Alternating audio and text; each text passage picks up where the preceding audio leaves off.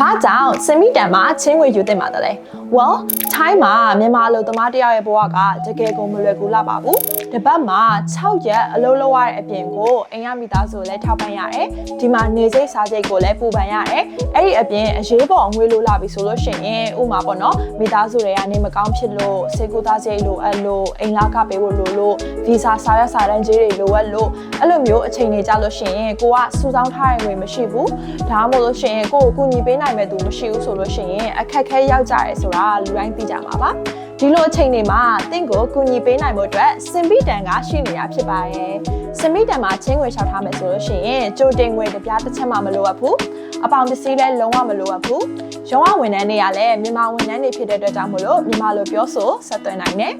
ပြီးရင်ရုံးတွေရှိတဲ့အတွက်ကြောင့်မလို့တင်ကိုယ်တိုင်ရုံးတွေကိုသွားပြီးတော့ချင်းငွေလျှောက်ထားလို့ရတယ်